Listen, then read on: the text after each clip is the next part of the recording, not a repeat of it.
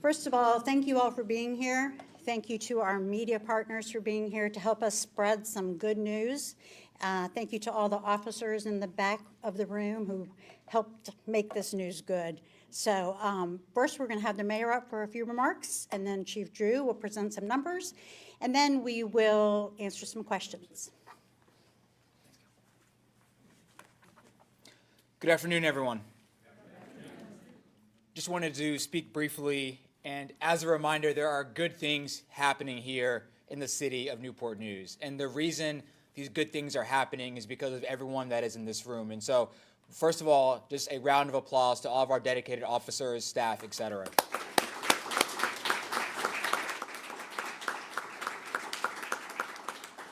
When we stood here last summer, we shared encouraging news: a significant drop in homicides and gun violence. This year, that story remains positive. And I'm going to let Chief Drew come up and talk about the actual numbers. But as a reminder, it is more than just numbers and data points.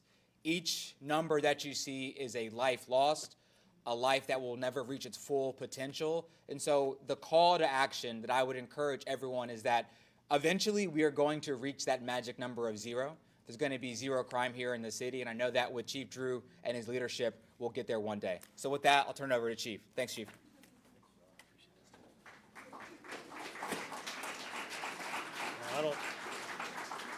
I don't know about following that, but I would like to say, first of all, thank you. Thank you for everyone that took time out to spend a little bit of time with us this afternoon. We're going to go through some numbers here, but I would echo what the mayor said, that remembering that these are individuals, these are families, not just data points for us.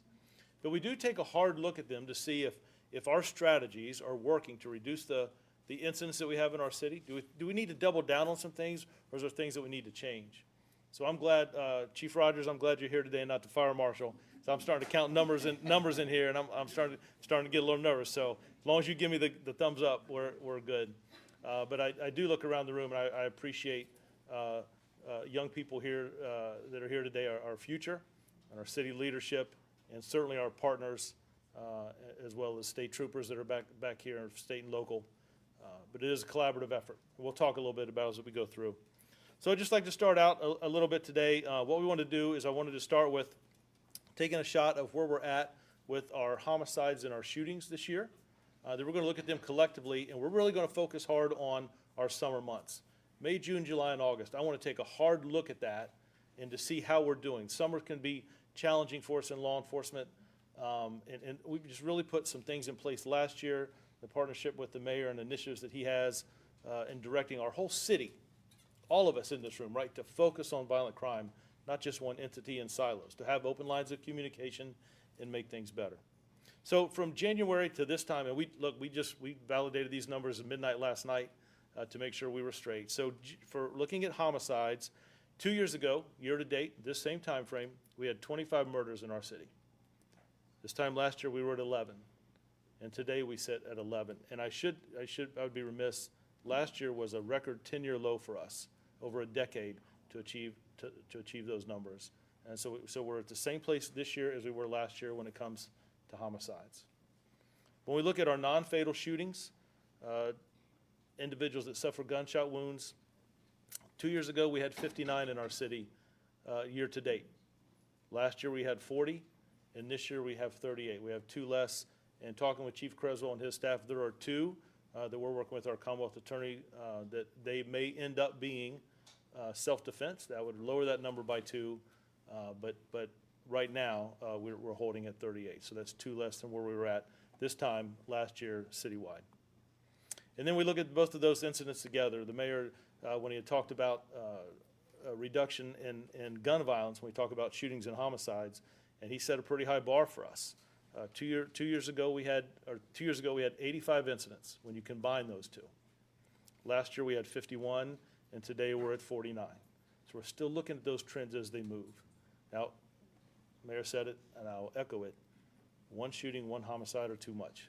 So we continue to strive, right? We continue to strive to get there, to continue to lower those numbers. And we're going to talk about, we've got some partnerships in this room today, some grassroots organizations, some champions here that really help us And I appreciate Adrian, and I saw Troy come in, Chanel and others. I saw Devon Kelly came, and he really said some words at City Council the other night that touched me. I shared part of that video with our department yesterday, just talking about what you all do. You may not always hear it that day, but I'm telling you, it matters to people in our community. And they talk about it in different places, and I appreciate that. So when we talk about our clearance rates, I'm not going to spend long here, but it's important that when we do have an incident in our city that we put our resources forth to clear it. The FBI this year created some different categories. There's always been a national clearance rate, national average across the country. This year, they divided into 3 size cities. Smaller cities, Group 2, which are mid-sized cities, and Group 3. Our city and our population falls in Group 2. So when we set our goals every year, at the beginning of the year, about the last month of January, our goal is to always be our clearance rates higher than the national average for cities our size, but also above the national average across the country, regardless of size. So in all of those categories, from homicide all the way down to vehicle theft, we are above those national averages in both. What we're judged or measured against cities our size and the national average. But I want to talk a minute about homicides, and I want to talk a minute about shootings. In homicides, the FBI will give us credit for homicides that are cleared in this calendar year. So to date, as we talked about, we've had 11 homicides. The mayor knows that number as well as I do because we talk about each one. I'm waking him up in the morning or in the middle of the night, sometimes at 5:30, and he's already up.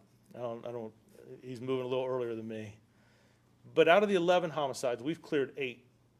And of those 8 that have been cleared, 6 of those are domestic related in our city. And I know in this audience we have domestic violence survivors. They meet here monthly, and I appreciate that for you all taking time to be here today. It means a lot to me. So how did we clear 13? That means we've cleared 5 other homicide cases in years past. The cold case unit that we were able to create mid last year with some staffing levels that we were able to obtain, that we've cleared 5 other cases from years past this year. And then if you'll go down to shootings, shootings are embedded in aggravated assaults. There's no clearance rate for shootings. It's embedded with the aggravated assaults. The problem is when we write those reports, an aggravated assault can mean anything from someone throwing a bottle at you to sometimes making statements in an aggressive manner. So when we pull out shootings and we look at that, the 38 that we've had, we've cleared 15. That's a 40% clearance rate. Our friends at VCU will tell us that if you clear 25% of your shootings, you're in the top 5% in the country. If you clear 25% of your shootings, you're in the top 5% in the country. Last year, it was around 48% at the end of the year. Currently, we sit at 40. The reason it's clearing shootings are so important is it stops retaliation. It stops that cycle from going on, removing individuals that oftentimes don't cooperate as much as families who've lost a loved one in a homicide. And those acts of intervention, those acts of prevention, those acts of stopping retaliation. And when I talk to Adrian and Devon and Troy and Chanel, those types of things, I think Jerry was here, when we see those, that's important, that we stop that before it continues that cycle of violence. So then I want to just focus on our summer and what we've done the summer months. So we're looking at May, June, July, and August. So tonight, Friday night, I'll be at the Friday Night Nets. That's a big thing that we enjoy going to. I see Chief Rogers and a lot of the firemen are there, Dave, right? And I see the firemen and police sometimes out there playing basketball, and I pray that they don't hurt themselves, right? But interacting with kids, the counselors that are there, and I will tell you, there's a lot more going on in that basketball court than just basketball. Just let that sink in. But that's also our same time frame that we have our partnership with the state police.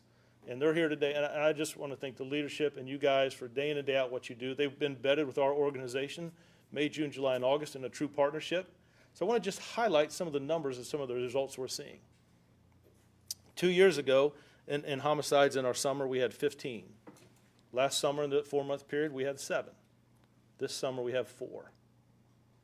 4 too many, but we have 4, and I'm looking at those trends. When we look at the same thing for non-fatal shootings, 2 years ago, we were at 36 when you look at shootings without a death associated. Last year, it was 27 in the summer. And if I'm correct, Dave, that was our first year of Friday night basketball and different things that we're doing in our community. And then 18 non-fatal shootings this year. this summer. And I say all that, when you put those numbers together, it's 51, 34, and 22 for gun violent incidents over our summer months. That trend is impressive to me. And Jan, I don't want to leave out city security and what you're doing. You're up there at every night at Friday Night Nets. I'm passing you either at Denby or down at Achievable Dreams. And I just appreciate the work that your security staff does, the collaboration we have together. It means a lot. I know when Alan and Bo talked to me about our city management side, like, hey, I appreciate the relationship we have. And not just there, but other parts of the city. So then when I take a look at total crime over the summer, the last couple years, 2 years ago we had about 1,800 crimes. Last year was about the same roughly. But this summer, in the same time frame, we've had about 1,600 reported incidents. That's about 250 crimes less reports that we've taken. So how do we get there?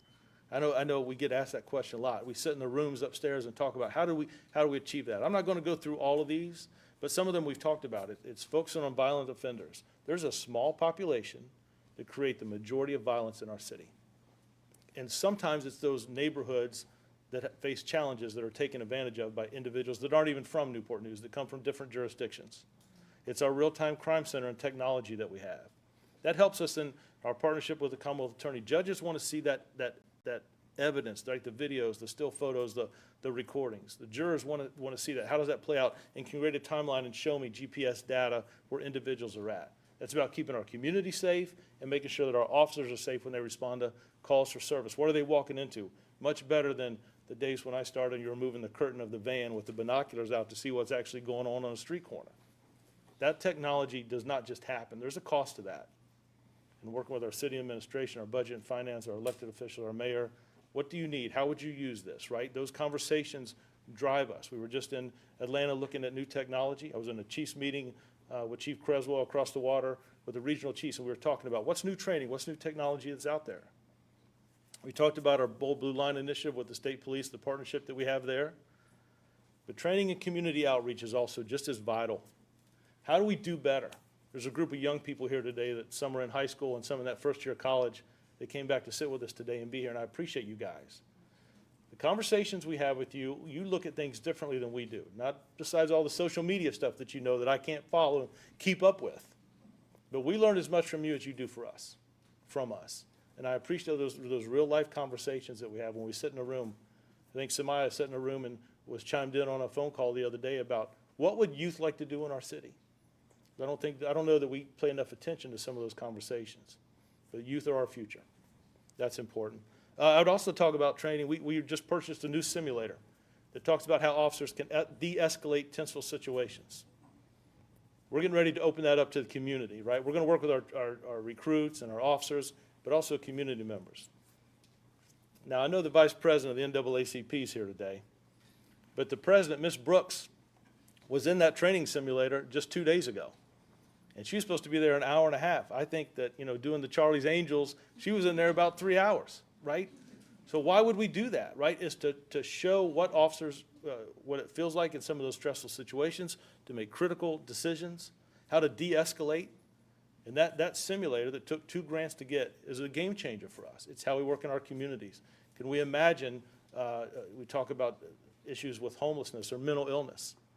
Wesley, the partnership we have with the fire department and the CARES team, right, that's huge for us.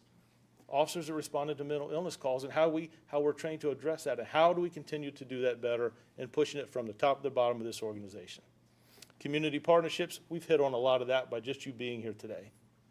And of course, the city initiatives. That it's an ecosystem of strategies in our city focusing on crime reduction. How do we do it collectively together? The mayor made it very clear that it's not just going to be a police issue. My partnerships with the fire department, city security, our CARES teams, the Boys and Girls Clubs, the stuff we do with public schools. I got ahead of myself. There's just a snapshot of thumbnails. Our Office of Community Safety, understanding what some of the driving issues are in the community, Sunithya, that we may not look at, having those conversations. I think that's important.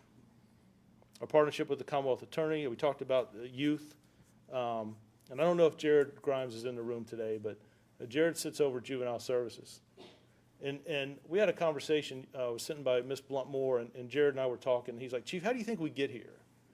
And he said, you know, my opinion, Chief, is that we stay consistent, that we don't take our foot off the gas, we keep moving forward, that we're consistent, that we're consistent, that we're consistent.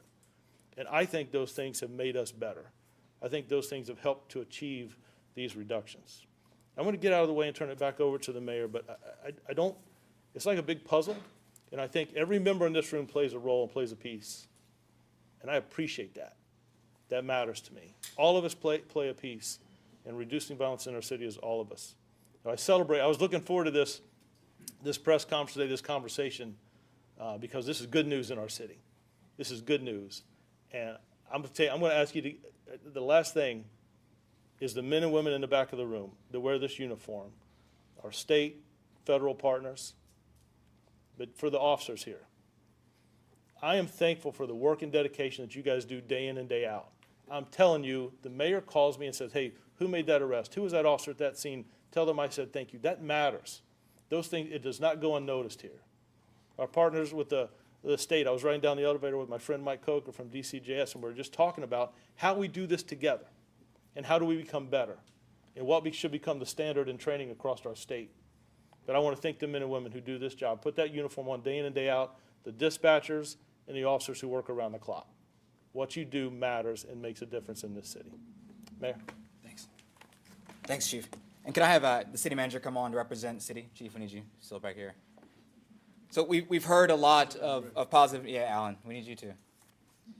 I just want to say thank you to Chief. Thank you for your leadership. Thank you to all the deputies. Thank you for all that you do. As you've heard from Chief, year to date, homicides have not increased. Non-fatal shootings are down, and overall gun violence has decreased in the city of Newport News. When we look at the summer months, May, June, and July, this news is even better. Homicides and gun violence have decreased compared to the same period last year, thanks in large part to what I believe is our youth engagement efforts. Total crime is down 13%. So as we've already said, these are more than just numbers, and when I look at our youth, I see the future of our city. So as Chief already said, just thank you all for being here. As we talk about our closure numbers, for victims of crimes and their families, it means answers. It's closure and the reassurance that their community stands with them in seeking justice. These results are no accident.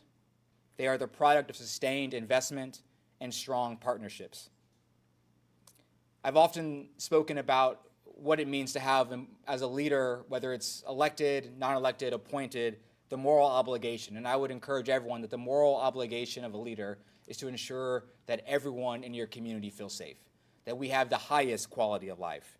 And what I would say is the results that we just reviewed reflect the unwavering dedication of Chief Drew and the women and men who serve our community.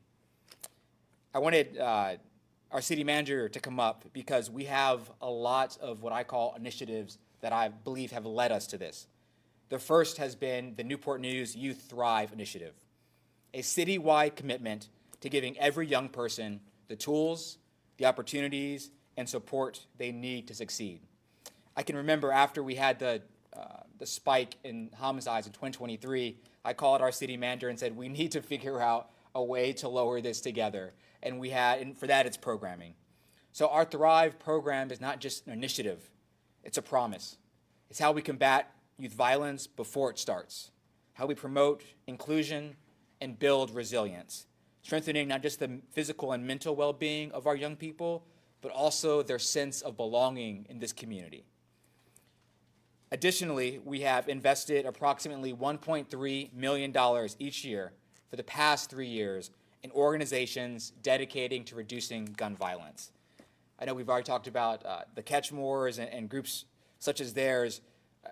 I don't see them as just groups, I see them as partners.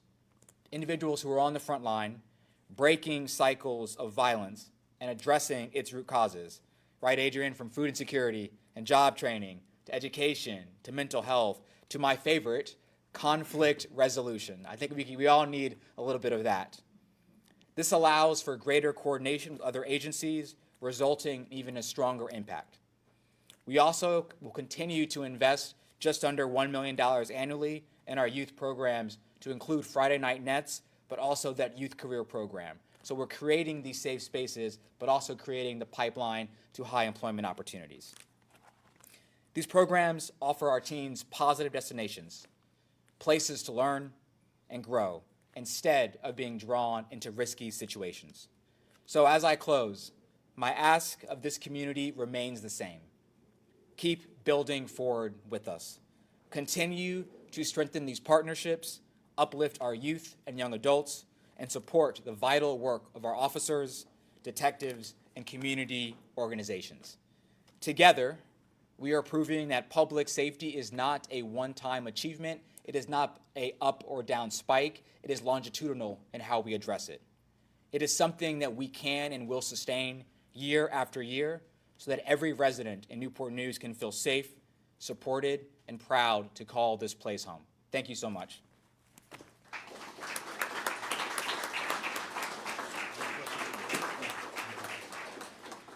Before we take a few questions, I just wanted to let you know that the presentation is on our website, and you can pull it off of there at any time, and I'll send out a release when we're done as well, so you have all that information, and it has been live streamed on our Facebook page. So now we'll take a few questions. And we'll split the questions. So we'll have, I'll be up here, I'll take a few, then Chief, and then Alan, who can talk more about the programming and the amazing city administration. So I'll start, then Chief, and then Alan. I got one. When we're talking about crime being down 13%, do we have any context with that? Any numbers from last year compared to this year that you can share with us? Yeah, I think that was slide number 7, but that's the overall violence. I think what we're most proud is that there's been a reduction of the homicide rate last year, and it continues to remain the same. So we'll get you those slides. Yep. I'm good with that. We'll let Chief go, and we'll let Alan go. Thanks. Did anybody have any questions? I'm sorry, Chief. I just wanted to ask about the deployment of the flock cameras and how much of a role have those played in this reduction? I know that you've increased the number in the last couple of years, so just wanted you to address that. That's a great point. I think that ties into technology. You know, that stuff's expensive, but I think this department, our city, is very, very progressive in bringing in new technology, how it works together. I think it has been huge in our clearance rates. You know, before you were responding to a crime scene, now we're responding to a crime scene in our real-time crime center up in the second floor. Connects all of those softwares together, not just Flock, it's the Fuchsia's cameras that we have throughout our city that link together. It's cameras we have the ability to adapt into, whether it's individuals that have Ring cameras at home that share that collective footage with us, but technology in itself has proven so beneficial. And we continue to look at how do we have different integration work together. It is a huge benefit for us. It helps us in our convictions rates in our courtrooms. It helps us respond to crime better, faster, and also safer for our community and for the officers. One of the things we always battle in law enforcement is perception, right? So one of the reasons we wanted to share these numbers is I want people to feel safe in our city, and I hope these numbers, I get that we've seen some great reductions, but I also want people to know that we're still continuing striving, and investment in technology and training and partnership with the community plays a huge role in all of that collectively. Does that answer that? Yeah. Yes, ma'am. Hi, so last September there was a 15-year-old who was shot and killed, and we've done a lot of reporting on this story, but we wanted to know, have you guys gotten closer to making an arrest? School's around the corner. Wanted to see that there's not a repeat of this. What can you tell us? Yeah, so the last arrest we had, there were 2 individuals that were involved in a homicide that occurred up on J. Clyde Morris inside of a business. We had arrested one fairly quickly. The second had fled out of state. Our fugitive guys are in the room here. They worked with our partnership with U.S. Marshals and the state police there to bring that other individual. None of those cases ever stop until there's closure. I can tell you that on the shootings that you're talking about last year, there was movement in all. There was some good information coming from another, again, bringing an individual from another state that fled after committing one of those incidents. I just don't want to put too much out here to jeopardize a case. But of the 3 we had, 1 is going to be solved very, very quickly. We just got to get that individual back, and the other 2 they continue to make progress on. None of those cases sit. They're all assigned detectives and stay on it, and I usually get briefed every Thursday or every Monday on the update of those cases. That's a great point. School is right around the corner, absolutely. Monday, matter of fact, we're setting as collectively as a command staff and what is our first week going to look like, and our partnership with the schools is phenomenal. Have a great relationship with Dr. It's, so, yeah, talking about walking some kids to school, being in escorts and some stuff like that, it's gonna be a great, I call it opening day like baseball, but it's first day of school, but for me, it's like opening day. And we'll see if there's any questions about city programming, initiatives, et cetera. The city manager can field those.